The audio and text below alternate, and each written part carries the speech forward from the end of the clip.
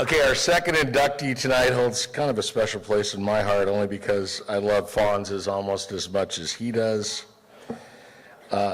Ladies and gentlemen, our second inductee tonight, Mr. Fred Zuelich. Freddie.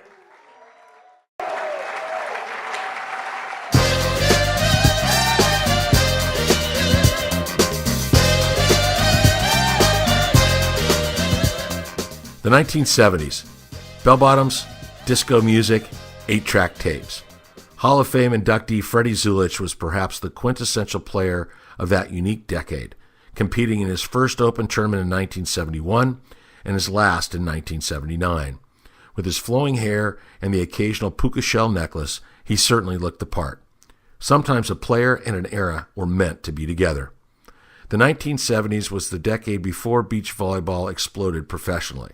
Open players, like Zuelich, drove up and down the California coast, competing from San Diego to Santa Cruz, not for money, but for 6-packs of beer, bragging rights, and of course, the post-tournament parties. To play in that era, you had to work a day job and be truly dedicated to the inherent joy of this competition. Freddie was among the most dedicated. He is perhaps best known for his first Open victory in 1973, which just happened to be at a beach called Manhattan. In one of the greatest upsets in Manhattan Open history, Zuelich and his partner, Bobby Jackson, knocked off the legendary Matt Gage and even more legendary Ron Von Hagen. It immediately cemented Zuelich's place in the sport and, of course, on the pier. In 1974, Fred won the World Indoor Beach Volleyball Championships, believed to be the first ever professional event. Fred would go on to win tournaments with Tom Schmalis and several with Dennis Hare, and over his career racked up more than 40 top 5 finishes. Fred was undersized compared to today's players, but in the era before blocking over and the short court, he used his impeccable ball control and precise offensive techniques to wear competition down. He was invited to Australia with a group of U.S. beach volleyball players to promote the sport down under and would win 2 of the first professional tournaments held in Australia. Fred was also a 4-time winner of the Manhattan Beach Six-Man, as well as one of the best mixed doubles players of his era, authoring the chapter on mixed doubles for the renowned book, The Art of Beach Volleyball. After his Open career ended, Fred would go on to win 10 career Masters Division titles. He was also a longtime instructor, teaching the next generation how to both play and love the sport of beach volleyball. After retiring from the beach, Zuelich has pursued a successful real estate career, indulged his passion for golf, and holds court many evenings at his beloved Fonz's restaurant. Fred Zuelich, a 70s icon and now a Hall of Famer. Also coming up with Dennis Hare is Mr. George Stepanof to honor Mr. Fred Zuelich. Gentlemen.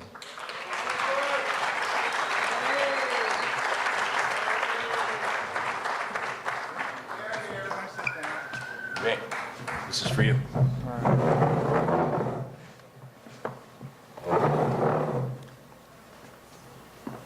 You'll have to bear with these lights, jeez.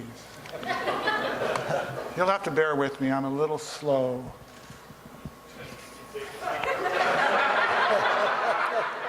That's the octogenarian pulling up the mic, by the way, I'm just saying.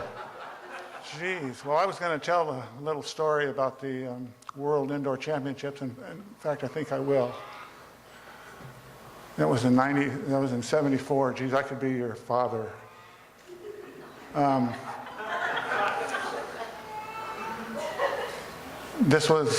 They brought in 100 tons of sand into the sports arena.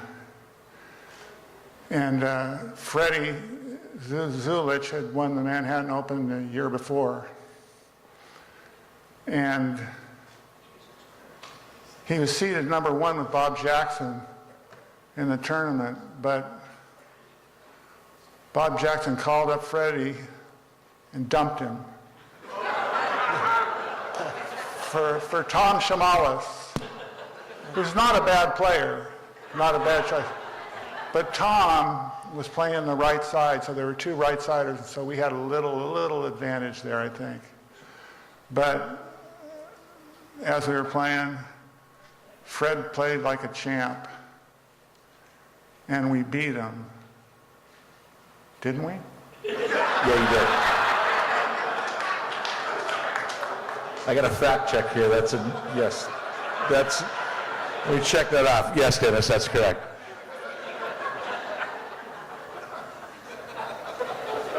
Anyway, Fred was so pissed off that he got dumped, and it was only 1 month until the tournament. And he was pissed, and so he just goes, nah, hell with it. I'm going to play with Dennis. I was his roommate. What am I, chopped liver?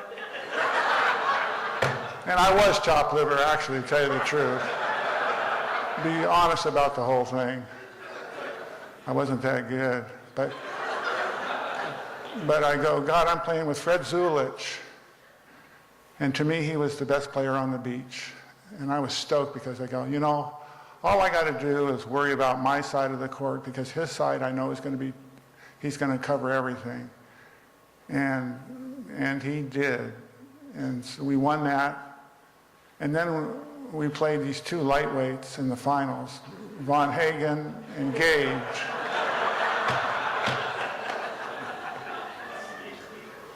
Fred again carried me to victory.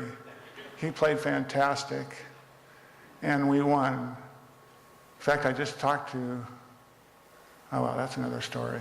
I don't want to make this too long because I know that we have time limits, so I'm going to sign off and say that congratulations, Fred. You've been a friend we played together for 10 years. How many teams stay together that long in this era? Not that many. But we had a great time. We were like Mutton Chef. Who's the dirty one?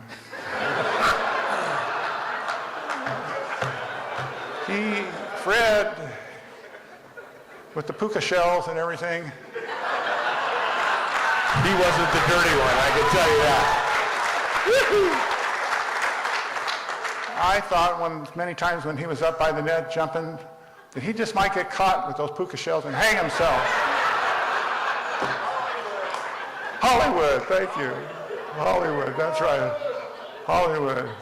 And every mistake was my mistake. But it's all right, I love him. And we do have a great friendship, and he was a great player. So congratulations, Fred.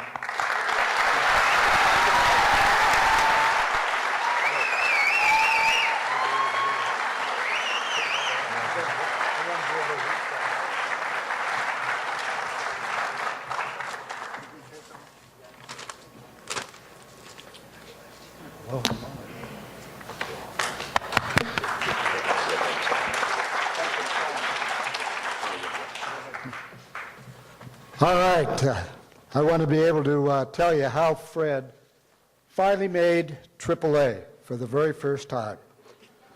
It was in OB in the early 70s in Ocean Beach Open. Ron Von Hagen was the best player on the beach at that time. He won the OB Open 8 out of 10 times. He also won them with 5 different partners. So, well, one of the years he was supposed to play in Ocean Beach with his partner, Dane Holtzman. Ron finally found out that Dane turned into a Hare Krishna that day.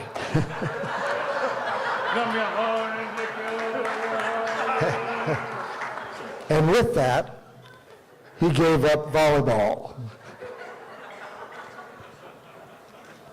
So that really made Von Hagen very upset. I was upset also because I was the tournament director and they were #1 seed, and it was time for the tournament to get started.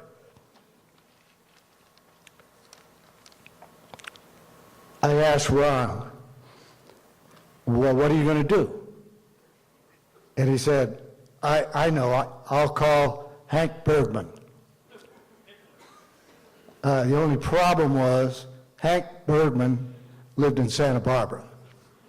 and the tournament's in San Diego. So I told Ron, I said, that's not going to work.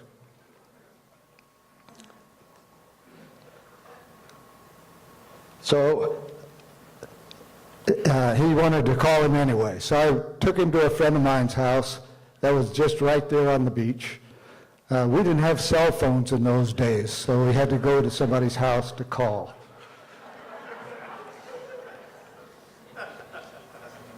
Want me to help you out? Yeah. I told Ron that it was too late for that, and he needed to get another partner or drop out of the tournament. I also knew that Fred's partner was not there. So I said to Ron, I said, Fred's partner's not here, and Fred is really a very good player. And Ron seemed to hesitate when I told him that, because he didn't know him. I then told Ron that if he played with Fred, I didn't think he would do less than third place.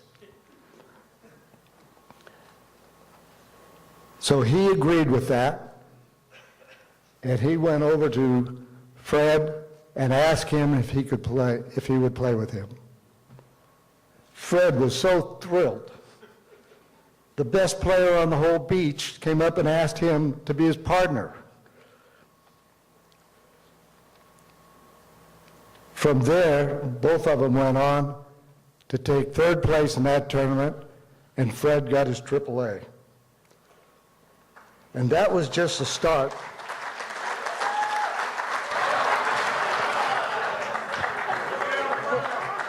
That's a hard act to follow right there, those two guys. There's a lot of funny stories I could tell you guys, but I just can't tell them up here. Because most of the guys that are in those stories are out in the audience. And girls. So anyways, part of that end of that story was my partner didn't make it because he had a flat tire. And Ronnie goes, well, please, if your partner shows. That's louder.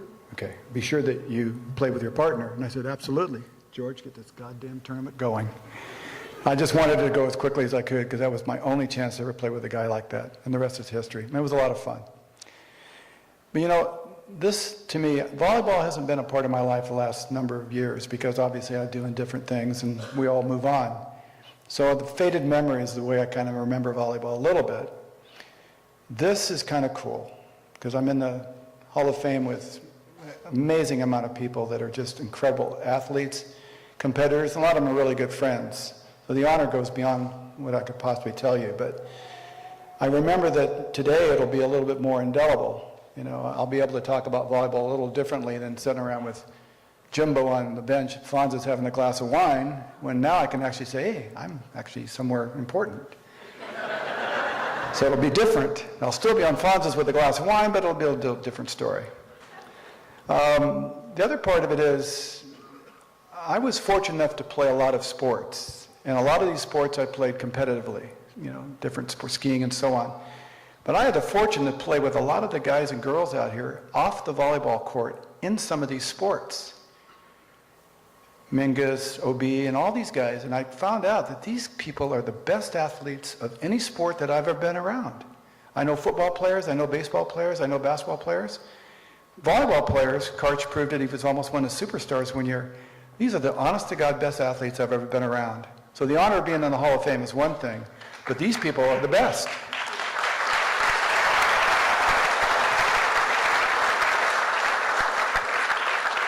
So it does go a little bit beyond just being on the volleyball. And the other part of it is I spent a lot of time teaching volleyball with Feather and Dennis and a few of the other guys. And to me, that was the most fun because being able, not to sound corny or benevolent, but pass it on to somebody else is great. So I see these girls and these guys coming up here tonight.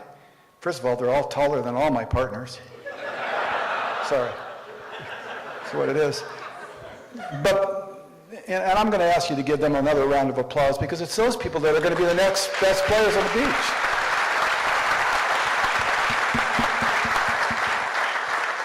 So when I was in Australia teaching volleyball and I went down there, they didn't know anything about volleyball. All they really cared about was where's Disneyland and where's Hollywood. And I go, well, fortunately I live right between both of them. And that's it. Volleyball was sort of and they didn't care. And it was soccer and other things. But we got the volleyball started on the beaches in Australia, both on the West Coast and East Coast. And Matt had gone down with me the second time. That and the volleyball clinics that we taught, we went to Colorado, Vail, Aspen, and on the beach in San Diego. That really is what I remember a lot. The games are great. It took 15 years of your life away. Probably be married and have kids if it wasn't for volleyball, but that's another story. For those of those always say, why aren't you married? Well, whatever. But honestly,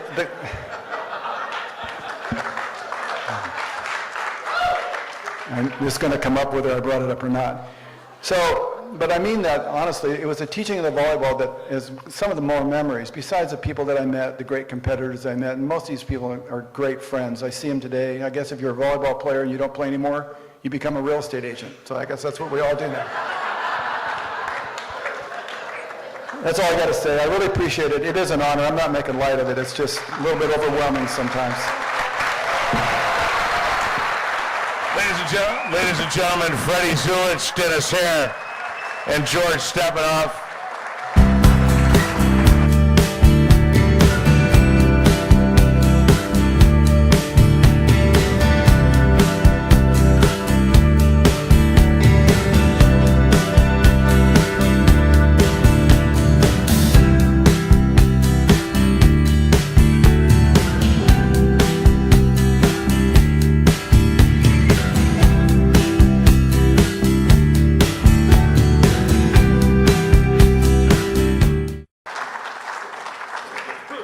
He and Dennis Hare both went on to win many more, even to win the Winston Open.